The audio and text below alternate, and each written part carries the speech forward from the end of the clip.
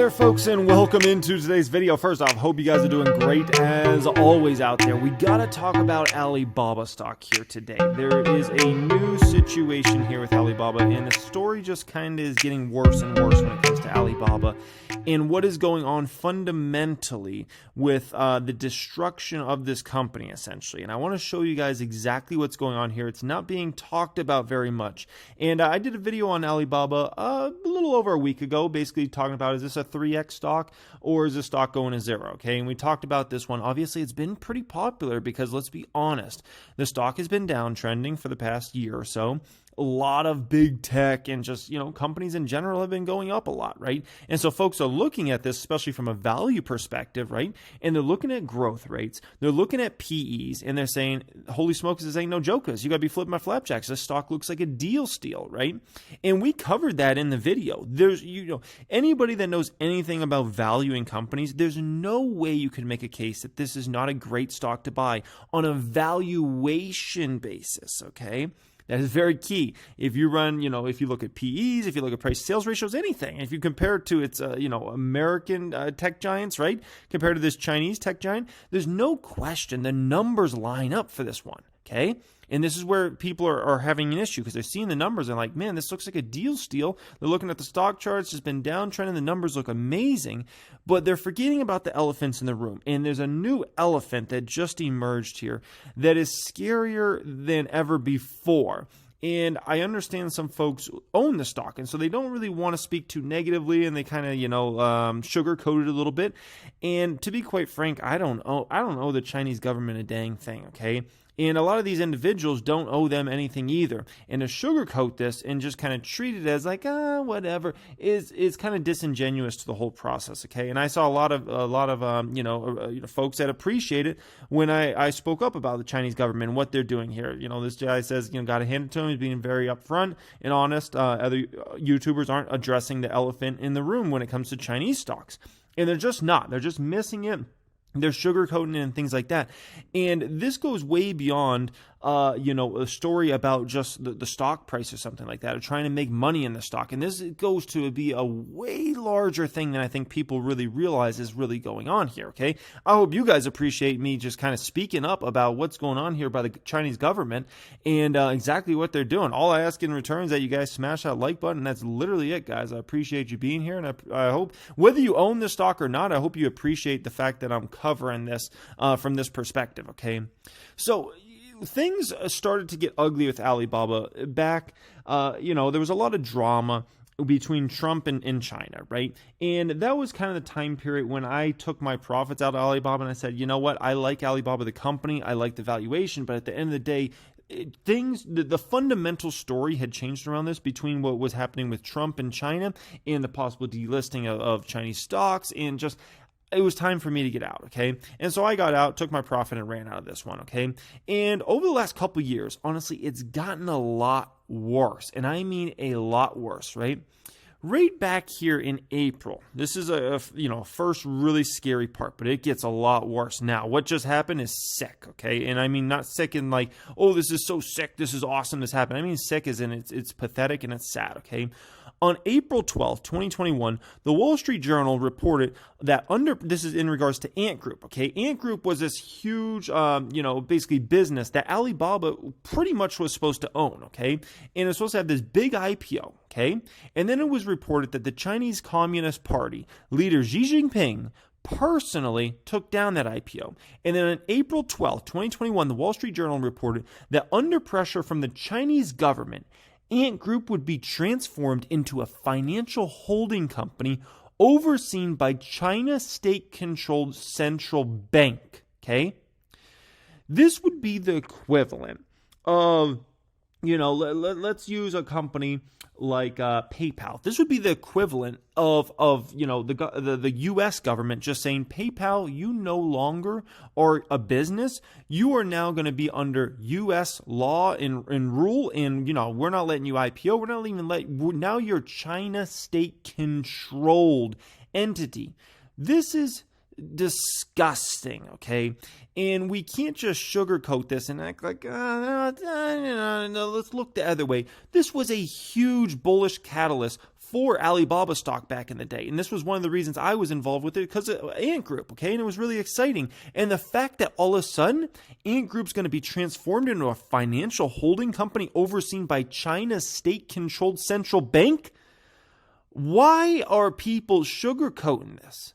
It doesn't make any dang sense. I'm watching, other folks that are writing articles, doing videos, that live in the United States and are acting like, I can't really talk about that. I got to kind of sugarcoat that. BS, man. Let's call this flipping flapjack and stuff out when it's happening. This is sick, okay?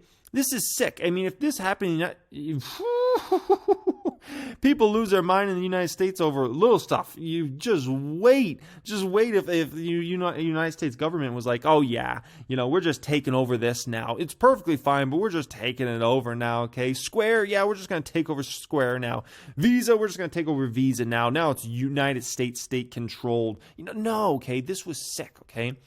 But it's gotten a lot worse, unfortunately. This just came out very recently here. Alibaba donates, this came out of Barron's, this should be in quotation, donates a third of its cash to Chinese initiatives? The stock is falling. What? It just, quote unquote, donated a third of its cash to Chinese initiatives? No, okay? No, this is beyond disgusting. Oh yeah, I'm sure they just donate. Who just donates a third of their cash? Imagine Apple just being like, oh yeah, we're just going to donate a third of our cash, like $70 billion. I don't know, Apple usually has like $200 billion of cash. Say Apple has like $210 billion. They're like, oh yeah, we're just going to donate $70 billion to United States initiatives. What? No, okay. Alibaba stock tumbled as the U.S. listed shares seen similar declines as Chinese internet giant confirmed Friday a large donation. A large donation is an understatement when you give away a third of your cash on the balance sheet that should be the shareholders' cash, okay? This should be the shareholders' cash.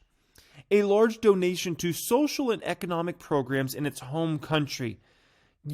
Oh my gosh, this is disgusting, okay? This is not a donation. This is an old-fashioned shakedown. Call it what it is. This is an old-fashioned shakedown. They are shaking this company down. Oh, Ant Group, yeah, this huge thing that's a business of yours, it's ours now. Oh, yeah, all that cash on that balance sheet, give us 33% of that now, or face more consequences. And where does it stop? Where does it stop for the Chinese Communist Party? Is it all going to be good now that they, took away Ant? Is it all going to be good now that they gave away a third of their cash? When does it stop? Who's to say they're not just going to say, you know what? Now Alibaba in general, now you are also Chinese state control. Where does it stop? And this is where we get into something way bigger here. This gentleman right here before you, President of China, Xi Jinping. I don't know why they call him the president.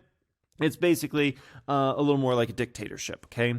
Now, the way things operate in China is different, and not different in a good way, different in a very, very bad way, okay? And I've seen this. I've owned, obviously companies like Wynn Resorts in the past and watched Steve Wynn magically make a donation to Macau, like a ridiculously huge donation, and then all of a sudden Wynn gets approved for more things, and it's like, okay, very, very fishy, okay? But this is to a whole new scale, because this man you're seeing right in front of your screen right now, he sees these tech giants as actually a massive threat to China. And that's the way I'm personally viewing it based upon all the actions that are coming out of there. Really view it on the actions. Don't trust any of the commentary that comes out of China or what they put in the publications, because those are all pretty much all owned state media, and you can't just say whatever you want on state media. You can't just say whatever you want in China, right? Jack Ma said a few things that weren't even that bad, and look what's happened to Jack Ma, and look what's happened to this whole situation, right? In China, there's no such thing as true freedom of speech. The things that we take for granted in the United States, And even in Europe, for my European viewers and my Canadian viewers as well, the things we take for granted, like social media and all those sorts of things, it doesn't operate. You can't just say whatever on those things, okay? You say one little bad thing and woo-wee, okay? And so this man right here sees these huge tech giants like Alibaba, Tencent, or others, but obviously Alibaba is really in the firestorm right now, right? He sees them getting more and more powerful, more and more influential, doing more and more business around the world, and potentially being actually a threat to China. And rather than, these companies are good, instead viewing it as, these companies are becoming so powerful that they're going to dwarf what I am truly trying to do here, what I'm trying to accomplish, right? And in the United States, that's really our view, right? We might like certain presidents or whatever, but let's be honest, like the president, they only matter so much in the United States, right? Like big tech is extremely powerful, and we got to acknowledge that in the United States, right? And they can dictate a lot of what we see and don't see. Almost like big tech, almost in the United States, is kind of like if they want to be, that side, they can be that side, right?